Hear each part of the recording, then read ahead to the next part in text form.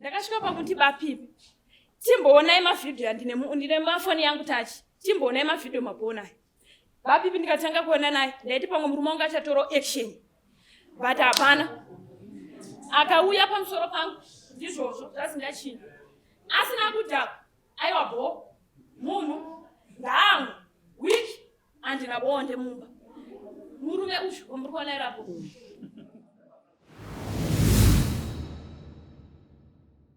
Avo vanonyora. Avo baba vakagara vakasuta. Ndivo vana asesa ivava yavo. Neavo vakagara kucheka kumashure uko ndiasesa avo. Isi tozogoteerera mashure. Saka taurisai. Musoro. Yangu ndeyekuti ndauya nechikomba chemukadzi wangu. Chikomba chemukadzi wangu. Ya, andisuramba boye ndiri chikomba. Saka yatopera here. Aiwa inopera. Nyaya yakaziitika zoda kwadzidziso. Wozanga kuti yaperera muti mombe nhatu. Wanoenda pasocial media munzwa kuti konzi mambo pusha unoda kuripisa. Toda kuti vazive kuti sei tamuripisa kana mombe ina kana 17. Anditi pamwe pamuchaona kuti mukadzi wacho ada kuripiswa futi. Mukadzi wacho ari kuti uyai apa mai. Garai pakati.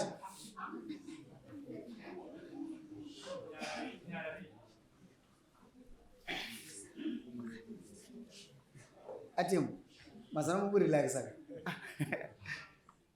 Amai, awa ndiani wenya? Murume wangu. Wow. Chikomba changu. Ndiudzei mukuru sei mamubate mukomana aita sei?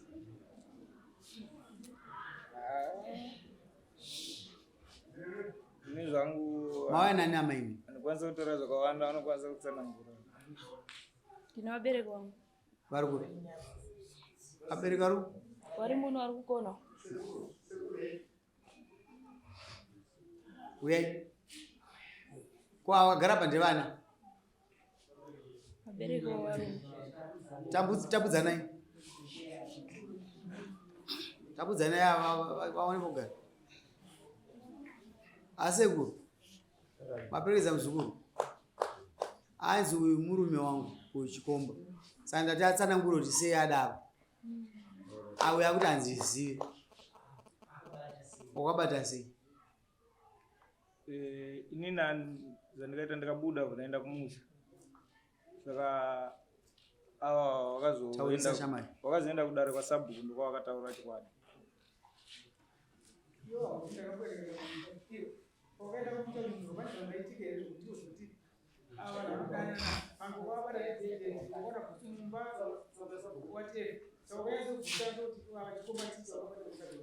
Usabhuku vari muno? Sabhuku ye. Garai apa Sabhuku mutaure tsamba iyi. Kana pakati papa. Pakati apa. Apa.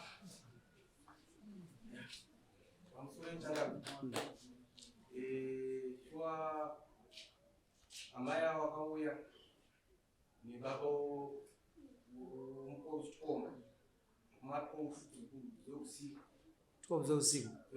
Chigarai apa nasokuonai. Kana makatoya kuzomira panapa. Nokuti ndimi center of nyaya. Sebera kushamani. Ani ndai Sabhuku wako. Iwe gara amaisene murume anosigara pasi. Pamusoro ichangami. Zvishwa amai avo wakauya nechikomba chavo wakauya natezvara wacho baba wacho wakasvika kuma12 dzeusiku wakati zvinhu zvandiremera Sabhuku. Amai avo wauya kusiwa kumba uko nasekuru wavo. Saka kuya kwaita kuwasiya vari kuti imimi ndimakapaza musha womuzukuru wangu. Ndakati saka tida kunyatsa kuziva kuti ichokwadi here kuti azoya kusiwa kumba uko. Saka ndakati madzimai anga madzimai yangu. Ndikati madzimai mukai munzwe nyaya. Ndabva ndazotora committee member yangu ngoti haina kuuya mari ndiyo yashaika. Ndabva ndakuwabvunza kumani patakati nhai amai wakabvunza naadzimai wangu. Uyu zviri kunzi chikomba chenyu mukuchiziva here? Zvikanzi hongu ndikuchiziva ndiye akandipapanyira. ndakati ndobva bvunzwawo mukoma murume uyu kuti nai zvikutaura naamai ava ndizvo here, zvikanzi hongu ishokwadi pamiri pangwa. Kati manyaya enyuka hasisina nidhi kuti ndichatanga ndikokoredze vanhu ndowataura kuti nyaya yenyu itori pachena kudhara. Inini nyaya yenyu yakuchingoenda kwamambo ndikwaine ndonopedzerwa ikoko. Nokuti nyaya yenyu madaira kudhara kuti uyo adaira kuti shuwa ndopaziva uyo akadaira ndopaziva. Kuzotova pamba penyu wakauya nani? Wakauya na baba akandimira. Kandimira wacho kwemimise makazina nemukadzi womunhu kuna sabo. Pamusoro wadari pamusoro ichokwadi ini ndaitoshando ndiri kubvani ndichigadzira ufoja yangu ndopandakanzwa ndichidaidzirwa naamai watumira mwana wachiti kwauya waenzi kumba. Ndikati waenzi zvikanzi ndamaishoniwa nasekuru wavo. Ndikati regai ndigadzire foja ndikuya mai mai goya ndiri kugadzira foja. Ndakazoona amai wako adzimai wangu inini vaitorwara vakatozvirarira mukicheni. Ndopavakati kowaenzi wauya kunomaonera vatati mawafoni kubvani. Ndikati handita munhu andamboona mene. Ndokuda paikati vakati regai ndakuchidzova ndanzi wachitira kuenda kwamaizimuti vanoita nezvechild care. Ndokwakanga kwaendawo nguva dikitira mai vasati vabuda vauya maizimunde vanonzi maizimunde wechild care. Ndovakauya vachida asoko kwauya vaenzi kuno. Ndikati vaenzi ndovapinda ngunzwa kuti wauya asi maishona ndowauya nasekuru wavo. Zvino handamboona bedi vanzi vari kuti ndashaya vanhu kubvani kunge wanditiza. Ndikati vanongoti wanditiza seko ndogotiza pamba pangu kuti zvinoita here. Dai wamirawo neneni wabva kumba kwawachiti vari kuya nemuzukuru wavo kundipopa kuuya musha mangu inini. Zvino wobva havana kundiona inini. Zvinoita here. Nguva yakare hanza munaitifoni takafona vachibvunzwa kuti mapapi ava sekuru vakafona vachitodaira vachiti ndakuwerawe. Zvanzi asi wauya akandimira mauti mashaya wangu ari pomasiya ari kuzanzi ndizvo ndatidai ndatopedza. Wanga waita sei? Wanga wasiya amaishoniwa muzukuru wavo. Ndikati zvinoita kungondisiyira inini saka wakuti neamaishoniwa mukadzi wangu irenyi. Ndo zvakandiomira kuti fanaenda kuna amaizoni ndikati zvamunodira imi machild care nyaya iyi muchiraya nemudzimai uyu ini hazvikwani kuti varari pamusha pangu handina zvandiri kuziva. Saka iwo waitogadzirwa nefoja kuenda kubhindura kanzi panapa ndikutobva. Ndikati amai kana nyaya yadai yandiomira ndakuenda kwasabu. Ndopa ndikasumuka navo vese ndikati hazvikwani kuti murari pano ndozva muri maishoniwo. Handei kwasabu ndakatora mhuri yangu naiwo maishoniwo bva kwasabu. Nasabu ndonyaya yandava nayo pano. Sikuru handambowaona wabva uku wachiti vachienda nemuzukuru kumusha mangu wabva kuti vasina kundiona. Zvinodiwiri kuva kuti vakutiramira inini. Azinwa baba mataura zvakanaka sekuru mungati mutaurire kuti sei makazonosiya mukadzi kumba kwa baba imi manga kuti muri kuenda nayo kwakati. Nyaya yakaitika ndeyekuti muzukuru wangu anetsana naigimeshashoni vakaita nguva yekuti kurima kwavakaita gore rino vakatanga kugovana mari kuti mari yemwana mari yemukadzi mari yako munhu ndobva vatanga kusagara zvakanaka. Uyu ndobva atiza muzukuru wangu isati taziva kuti chii chaita kuti atize. Muzukuru akauya kumba asi kundanetsana nemurume wangu yaiko ndeyekuti ari kuti mimba yatina haisi yangu. Ini ndopandakafamba 2 times kusvika mumusha mashoniwa. Shoniwa ndauya shedza mwana wako ndava nemwana unomuziva here mukadzi yemuroora atone mwana waakasiyana vana 3 vakabereka mudzidza rashoniwa. Ndokwakunzi ndikati ndauya naye ari kuti vanetsana nemurume wake tishedzerewo mwana wenyu anova muzukuru mukuwasho auye tinzwe kuti nyaya vari kunetsana nemwana uyu ndei. Ashonwa naamaishonwa vakafonera mwana wavo achiratidza kuti ari pagora padhuze paatete pamba panzvadzi yaashonwa. Haana kuuya aitaura kuti handina mari yekuuya ikoko mari yebhasi handina kana ndawana mari yebhasi ndoziva kuti ini ndatobva kuno kwakwanyamaropa kuenda kunyamadomba ndodzoka nemuzukuru. Ndova pazuva ndobva ndafona mbva ndadzokera kuti nemuzukuru ndobva ndakasvika kunona hanzvadzi dzake vabereki ndakazosvika enda kwaharare ndokuenda kwachairman. Chairman ndobva afona futi pafoni mukomana ndobva adai achitoti handina mari yekuuya ikoko. Saka ini ndobva ndakadzoka kuti haiwo mari yangu iri kupera ndaandikangi ndichenda newa ndaanzi handikwana. Iwo nyatsonditaurira iwo kuti vakuru vanoti anogukutira mimba ndeanoziva muridzi wechii wemwana. Iwa ungambozunga kuti adzoziva munhu akakupa mimba. Nyatsori kuziva kuti sei uyo ari kurambo. Ndani muzukuru wakuti avangati avaviri. Muzukuru ndopaakandudza tsoro yese. Sekuru zvinhu zvangu zvakamira zvakadai ini ndakazoita musikanzwa. Wo wakaita musikanzwa. Naniko ndobva ataura naPadhoni Kandemere.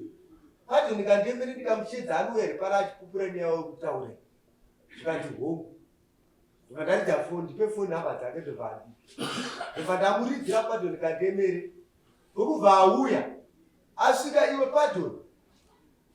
Nyaya yekutaura nomunhu unowirirana naye, unopokana naye papi. Haana kupokana kana kupikisa. Akawirirana nenyaya yaitaurwa nomudzimai zikanzi hongu asekuru. Handina pandiri kupikisa. Nyaya iripo ndeyekuti mimba ine muzukuru wenyu ndeyangu. Saka uri kuti chii nezvawakaita mwana wangu wakaparadza musho womwana wangu. Uri kuti kudii? Ava asekuru ndotokumbira riregerere naiwa haungotaura ndokumbira riregerere. Ndiri kuda mari inokwana kuita 300 yekupaza kwawakaita musho womwana wangu. Ndokubva auya nemari iye ndobva anyorerana pasi. Aguma mhosva yake abhadhara nedheti nemusi ndobva tanyorerana pasi. Ndobva abhadhara mari iye ndobva aenda. Iwe ini ndakuchitsvaga shonwa kuti andiudze kuti sei ari kuramba mimba. Ane zvikonzero here zvaanazvo mumusoro make kuti agutsikana kuti mimba haisi yake. Iwo waparadza musho womwana una mwana zvaari. Chindimetsendero mwana uyo haana kana bhaketi kana napkeni kana pamba raanaro hapana. Chitengerewo zvinhu zvinoratidza kuti wavhutsikana ende watenda kuti mimba ndiyani ndeyako. So uyu Kandemere ndepaakati aiwa sekunda chifu. Auya nemari patanyorerana. Ndiri kuuya nezvinhu musi wakati bhani pakadheti. Ndokubva dzima foni ndedzi. Mimba iri kukura haina bhaketi kana pamba kana chari zvake. Ini akumana. Wofirei kwenini? Ndoba ndakasunga nemwana ndikatiwe. Haindonondinakidza mumusha munhu akakupa mimba iyi. Ndopapinda naye kwamugadzika mumusha makapuwa mimba. Iwe akandemere ndava nemuroora. Vari kutaura baba vanonyepa amaiti akasvika pachigwara. Vakasunga neshoko vakaenda kubhari. Chibhari chavo baba mukasvika pachiro chakaita so. Zokuti ukatongorana nokubva uone munhu ari kunze kubati kuno kune musuwo uko kune musuwo. Ndakadongorana nokubva ndakuona munhu ndabva ndatya kupinda mukati mamunhu ndokuenda nekubva ndashambuka. Amai vamati vari kubaba havapo. Nyaya yakakosha ndodada nditaurira asi pari zvinhu. Warai sekuru. Rega ndikubate. Maita basa. Makabata chikomba ndiro. Maita basa. Sabhuku maita isumuka here. Amai mimba mabvuma ndiyawo ipo. Chipedza nyaya. Sekuru mukubvuma makadya $300.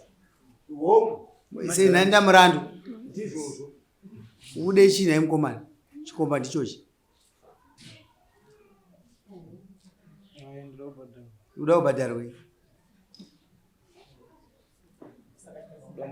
Mombe ngani? Auda mombe 4. Misire mombe 4. Asi sekuru wakafanira kudya kudhara. Saka bvisai mombe imwe chete. Muise mombe 3. Musikiro wenyu wakanaka sekuru. Pamwe zitoza kuidya. Asi makabata chi munhu wenyu. Avasisa.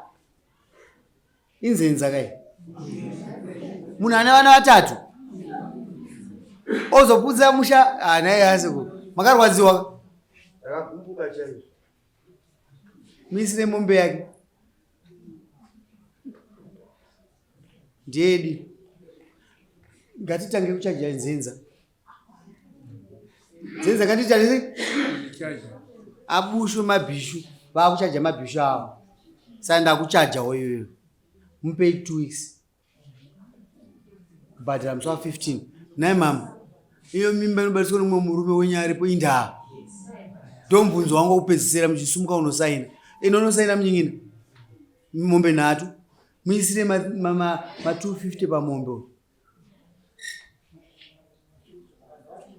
Nazotaurai. Mimba inobatiswa nomumwe murume sei wenyaripo. Pamusoro ichangamira. Murume wangu uyu inyaya dambudziko ranga rumba mangu. Kasi vana vatatu munavo? Yes, 2 akafa wanupenyu. Ndevani? Ndevake. Saka muna dambudziko. Pavana vese vatatu ivo tinouchikwa. Saka anouchikwa ndiye here kana ndimi? Tese. Tese tiri. Saka mese mune matambudziko? Ini ndindainzi ndine dambudziko. Sei mangadaro? Taifamba ndichinzi ini ndine sari aritambire mbeu murume. Inini pakufamba kwataita. Inini saka pandakatanga kuita musikanzwa nababa. Andina kukwanisa kudzura kozi ini ndindainzi ndine dambudziko. Saka maida kuprova kuti munoita here kana hamuiti? Ne. Vaise mbudzi pamusoro.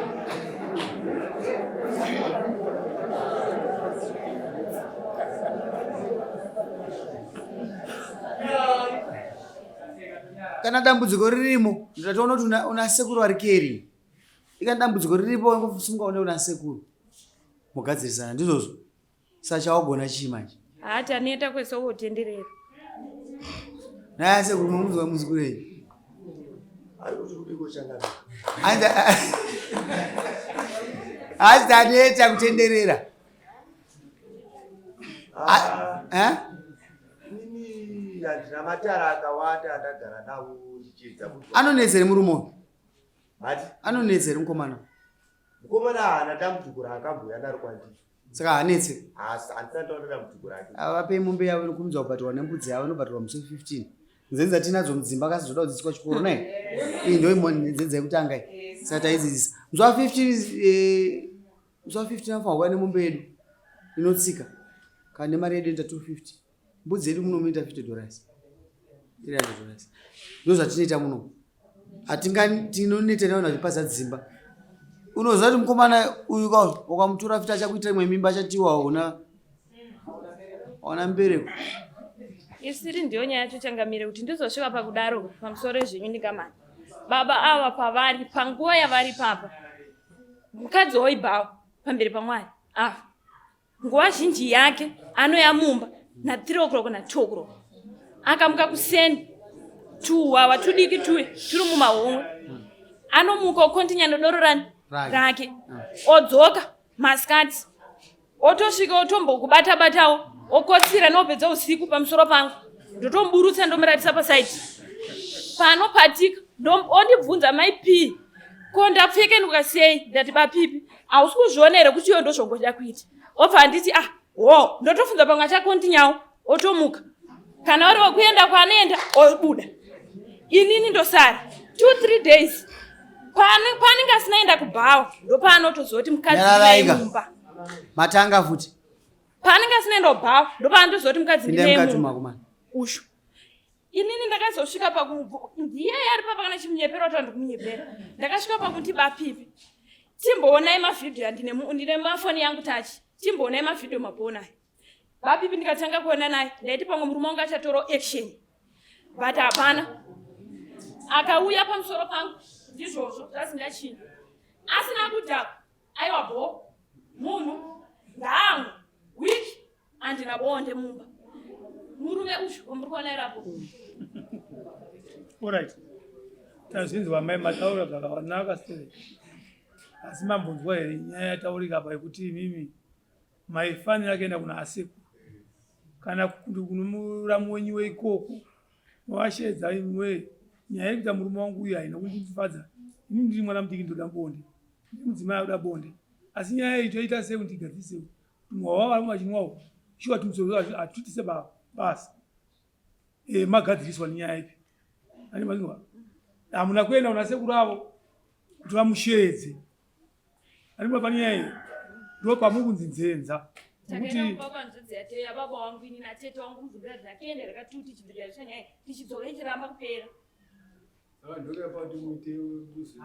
Uyu anogara kure neni. Sorry ndakudzokera mashure. Uyu murume uyu anogara kure nemi zvakadii? Hapana mbonyanyurira. Panapa ndakupi? Tangu panapa ndo kumashops. Mumashops. Saka aiziva dambudziko ramuna romba. Kuziva wanga singazivi. Ndima kamunyenga. Ndiyena kanyenga. Aiziva riri mukadzi womunhu. Zvakanaka mai handiti mukunzwa zvitaurwa namama.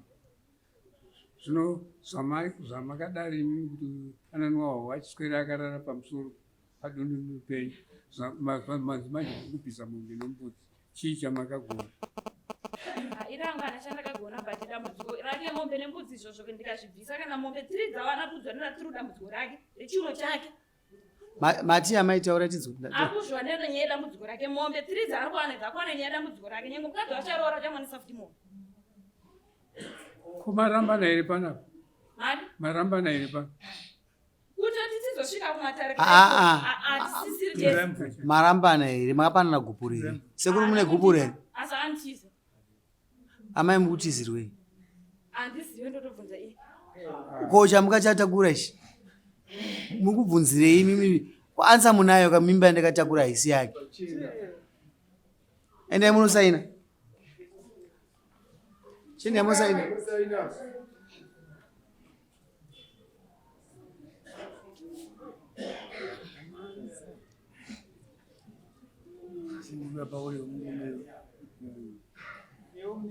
iwewe kadzirika unhu wako wawa munhu nwire saizi yako iyi tumuchodozo unobhadhara rini ngomani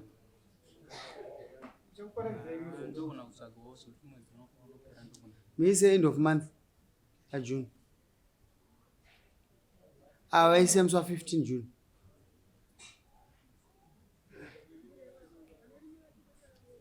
baba siyaiti wawato makasiya mukadzi momuda mukadzi ndewakoso mama anzi ndokudai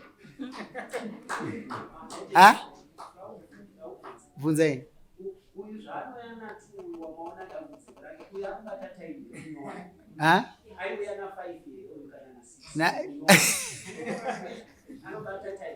munywana akasingabate time asi ndine kufonera panoenda dzokuda maimuda nguvai panoenda nzoti dzakandibata ndomufonera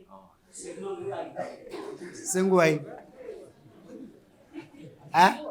mateni chenze nguvai dzemanheru achizobuda nguvai ngomana hatingoitawo zveraundi oendombo kwake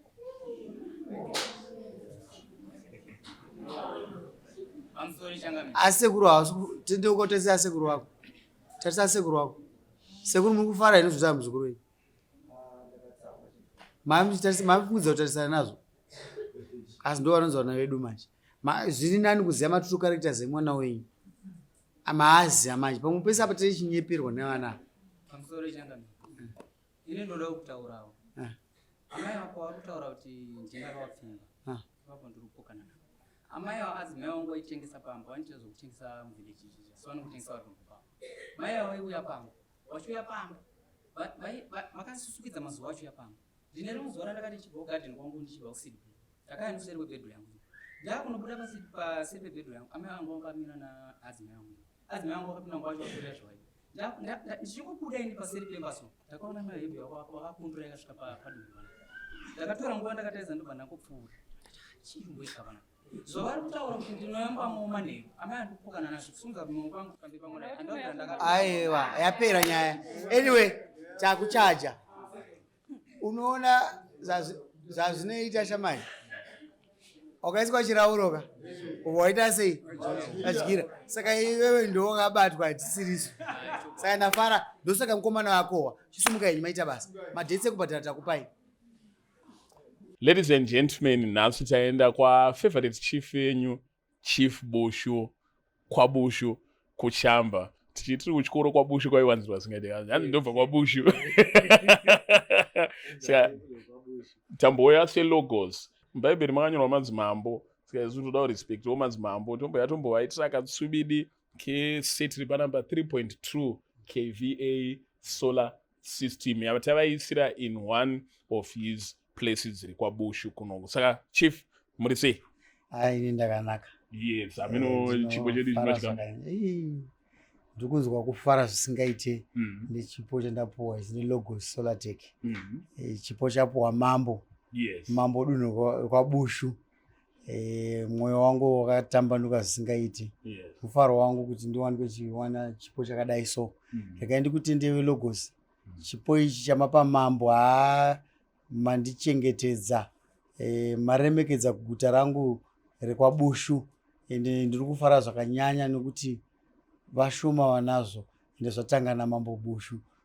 Vari kunzwa kutapirirwa nokufara nebasa hombe ramandiitira iri. Saka uyu ndiZigo naKundai vaitira mambo wavo.